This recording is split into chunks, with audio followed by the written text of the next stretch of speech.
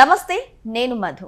నిన్న గణతంత్ర దినోత్సవం సందర్భంగా కేంద్ర ప్రభుత్వం పద్మ అవార్డులను ప్రకటించడం జరిగింది. 131 మందిని సెలెక్ట్ చేసి వారికి పద్మ అవార్డులను ప్రకటించడం జరిగింది కేంద్రం. అయితే ఇందులో ఒక వ్యక్తికి, అంటే తిరుపతికి చెందినటువంటి ఒక వ్యక్తికి పద్మశ్రీ వరించడం జరిగింది. అసలు ఎవరు ఆ వ్యక్తి? ఆ పద్మశ్రీ అవార్డుని మరి వైసీపీ పార్టీ ఎందుకు సానుకూలంగా మార్చుకుంటుంది అనే విషయం గురించి రోజు మనం చర్చిద్దాం. ప్రస్తుతం మనతో పాటు ఉన్నారు senior journalist doctor Durga Vadlamani గారు. వారిని అడిగి మరిన్ని విషయాలను తెలుసుకుందాం. నమస్కారం మేడం. మేడం, వైసీపీ మళ్ళీ క్రెడిట్ చోరీ ప్రారంభించిందా అంటే ఈ యొక్క లైన్ బట్టే తెలుస్తోంది. అయితే నిన్న పద్మ అవార్డులను ప్రకటించడం జరిగింది. అయితే ఇలాగే తిరుపతికి చెందినటువంటి ఒక సంగీత విద్వాంసులకి పద్మశ్రీ అవార్డు వరించినట్టు తెలుస్తుంది. ఆ క్రెడిట్ని కూడా వైసీపీ పార్టీ చోరీ చేయాలనుకుంటుంది. ఎవరు మేడం ఆ సంగీత విద్వాంసులు? గరిమెళ్ళ బాలకృష్ణ ప్రసాద్ గారు. అంటే అన్నమయ్య పాటలకు బాణీలు కట్టి సామాన్య ప్రజానీకానికి బాగా వాళ్ళ కోసం ప్రాచుర్యంలోకి తీసుకొచ్చారు. ఆయన తండ్రి గారు కూడా సంగీతం విద్వాంసులు. వారి పిన్ని గారు జానకి గారు, మీకు తెలుసు. అయితే వారికి తండ్రి వల్ల పిన్ని గారి వల్ల ఒక సంగీతం మీద మక్కువ ఏర్పడి తిరుపతికి వచ్చి ఆయన ఇంకా తిరుమల వెంకటేశ్వర స్వామి సేవలోనే తరించారు వారు. అంటే వారు చివరి వరకు పాడుతూనే ఉన్నారు.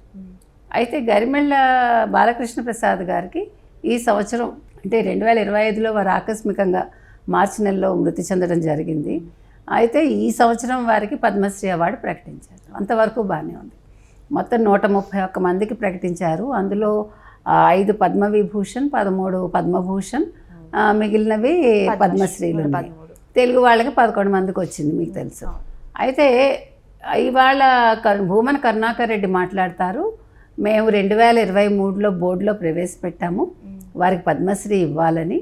2023లో బోర్డు యాక్సెప్ట్ చేశాక దాన్ని జగన్మోహన్ రెడ్డికి పంపించడం జరిగింది. సో ఇది మా క్రెడిటే అంటున్నాడు ఆయన. అయితే 2024లో కూడా పద్మశ్రీలు ప్రకటించారు. ఆ విషయం మరి భూమన కరుణాకర్ రెడ్డి గారికి తెలీదో గుర్తులేదో నాకు తెలీదు. వారు అప్పుడు పంపించుంటే 24లోనే వచ్చి ఉండాలిగా. ఆయన బ్రతుకున్నప్పుడే అందుకునేవారుగా. మరి ఇవాళ 2026లో వారికి ప్రకటిస్తే ఇది కూడా మా ఘనతే అని మీరు చెప్పుకోవటంలో ఎంత అంటే హాస్యాస్పదంగా ఉంది. ఎందుకు ఈ క్రెడిట్ చోరీలు?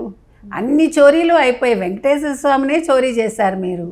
ఇంకా గరిమెళ్ళ బాలకృష్ణ ప్రసాద్ గారికి పద్మశ్రీ వస్తే దాన్ని కూడా చోరీ చేయాలనుకోవటం ఎంతవరకు సబబు? అది ఎందుకు అసలు మీకు?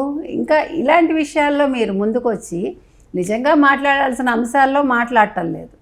మీరు పామాయిల్ వాడారు, తర్వాత దాన్ని ఏమంటారు, లడ్డు తయారీలో కెమికల్స్ వాడారు.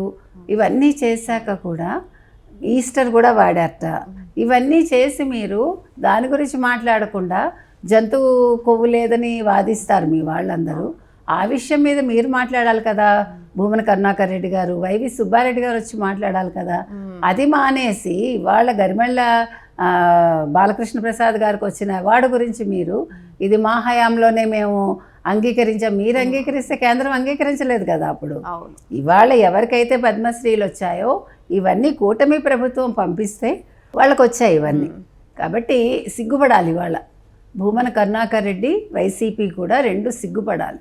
ఇంకా మీదట మీరు దయచేసి ఏది కూడా వైజాగ్లో అవన్నీ మా వల్లే వచ్చాయి, గూగుల్ ఏఐ డేటా సెంటరు, లేకపోతే అమరావతి నిర్మాణం కూడా మాదే అంటారు. రేపు పొద్దున్న మీరు కంగారు పడకండి. ఇవాళ అమరావతిని వ్యతిరేకిస్తూ ఇప్పుడు ఎలాగా కేబినెట్ ఆమోదం పొందుతుంది కదా, పొందుతుంది, ఇంకా పొందలేదు. అమరావతినే క్యాపిటల్ అని రేపు పొద్దున్న ఏమంటారంటే అది కూడా మా ఘనతేను, మేము ఎప్పుడన్నాం అసలు అని అన్నా మీరు ఆశ్చర్యపోక్కర్లేదు.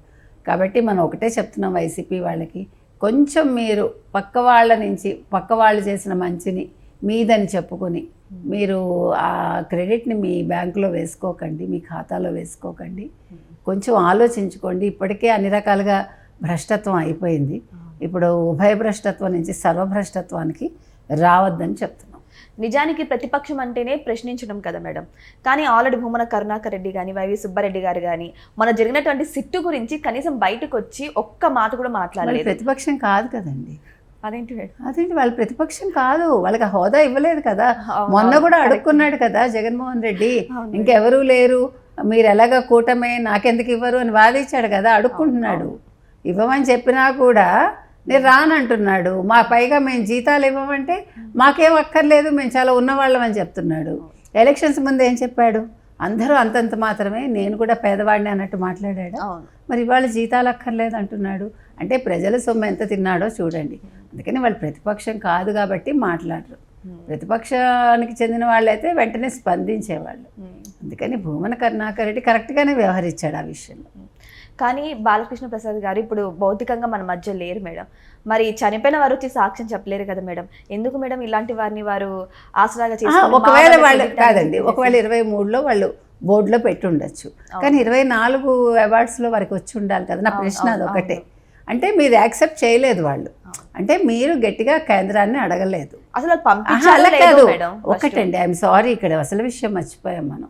పాపం జగన్మోహన్ రెడ్డి గారు కేంద్రం దగ్గరికి వెళ్ళి చేతులు కట్టుకుని నిలబడతారు, ఎందుకంటే ఆయన కేసుల కోసం. అందుకని ఆయన అడగలేరు. నీకు అర్థమైందా? ఇవన్నీ అడిగితే ఆయన కేసులు మళ్ళీ ఇదయ్యి ఆయన పాపం బెయిల్ మీద ఉన్నారు కదా, జైలుకి వెళ్ళాల్సి వస్తుంది. అందుకని ఆయన పాపం జాగ్రత్తగానే ఉన్నారు ఆయన.